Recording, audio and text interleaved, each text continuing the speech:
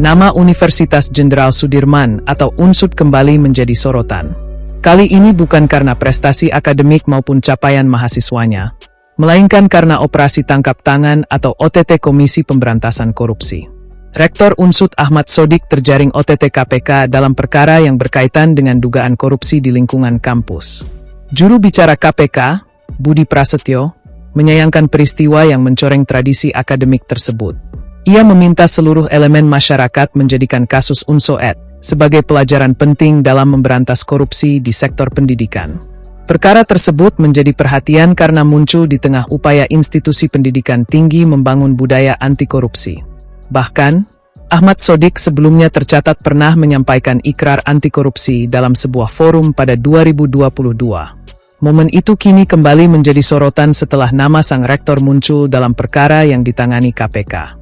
Dalam kegiatan forum anti korupsi yang digelar pada 2022, UNSOED turut membawa semangat membangun integritas di lingkungan perguruan tinggi. Forum tersebut menjadi bagian dari upaya memperkuat kesadaran anti korupsi di lingkungan akademik. Namun, beberapa tahun kemudian, rektor yang memimpin universitas tersebut justru harus berhadapan dengan lembaga anti rasuah. KPK menangkap Ahmad Sodik bersama sejumlah pihak lainnya dalam operasi tangkap tangan yang berlangsung pada Agustus 2026. Kasus ini berkaitan dengan dugaan praktik korupsi dalam proses penerimaan mahasiswa baru di UNSUD. KPK kemudian mengungkap dugaan adanya transaksi untuk memuluskan akses masuk mahasiswa melalui jalur tertentu. Dalam perkembangan perkara tersebut, KPK menyebut adanya dugaan praktik pemerasan atau penerimaan uang yang berkaitan dengan proses penerimaan mahasiswa baru. Perkara ini membuat persoalan integritas di perguruan tinggi kembali menjadi sorotan. Sebab, kampus seharusnya menjadi ruang yang menjunjung tinggi meritokrasi. Penerimaan mahasiswa semestinya didasarkan pada mekanisme dan persyaratan yang telah ditetapkan, bukan berdasarkan kemampuan membayar ataupun kedekatan tertentu. Ketika proses penerimaan mahasiswa diduga disusupi praktik transaksional, persoalannya bukan hanya mengenai dugaan tindak pidana. Ada persoalan yang lebih besar menyangkut kepercayaan publik terhadap institusi pendidikan. Kampus adalah tempat mahasiswa belajar mengenai ilmu pengetahuan, etika, dan tanggung jawab sosial. Karena itu, ketika pejabat tertinggi sebuah perguruan tinggi terseret perkara korupsi, dampaknya dapat dirasakan jauh lebih luas. KPK sendiri masih harus membuktikan seluruh dugaan yang disangkakan kepada para pihak dalam perkara tersebut.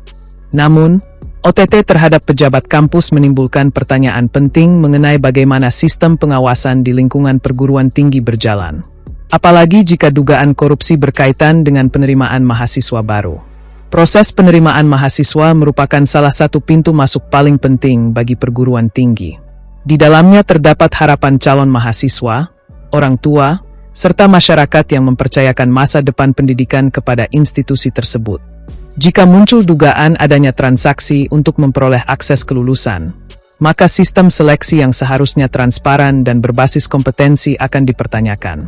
Kasus UNSUD juga memperlihatkan bahwa kampanye anti korupsi tidak cukup berhenti pada deklarasi, ikrar, seminar, atau forum. Integritas justru diuji dalam praktik sehari-hari. Mulai dari proses penerimaan mahasiswa, pengelolaan anggaran, pengadaan barang dan jasa, pengelolaan aset, hingga pengambilan keputusan di tingkat pimpinan. Karena itu, OTT terhadap Ahmad Sodik menjadi momentum bagi perguruan tinggi untuk kembali mengevaluasi sistem pencegahan korupsi di lingkungan masing-masing. Bukan hanya untuk mencari siapa yang harus bertanggung jawab dalam perkara ini, tetapi juga memastikan celah yang memungkinkan terjadinya transaksi ilegal tidak kembali muncul. Di sisi lain, kasus tersebut juga menjadi ujian bagi UNSUD. Institusi pendidikan harus tetap memastikan proses akademik dan pelayanan kepada mahasiswa berjalan normal di tengah proses hukum yang melibatkan pimpinan tertingginya. Masyarakat tentu akan menunggu bagaimana KPK mengembangkan penyidikan kasus ini. Apakah dugaan praktik penerimaan mahasiswa tersebut hanya melibatkan individu tertentu atau justru memperlihatkan adanya persoalan sistemik? Pertanyaan lain yang juga penting adalah sejauh mana dugaan transaksi tersebut memengaruhi proses seleksi mahasiswa dan siapa saja yang mendapatkan keuntungan dari praktik tersebut. Sebab, semakin dalam penyidikan dilakukan, Semakin jelas pula apakah kasus ini hanya berhenti pada dugaan penerimaan uang atau membuka persoalan yang lebih luas di lingkungan perguruan tinggi. Pada akhirnya, ironi kasus Unsoet bukan hanya terletak pada seorang rektor yang terjaring OTT setelah pernah tampil dalam forum anti korupsi. Ironinya adalah ketika nilai integritas yang seharusnya diajarkan dan dijaga di kampus justru diuji oleh dugaan praktik korupsi di lingkungan institusi itu sendiri. Dan kini, publik menunggu pembuktian KPK.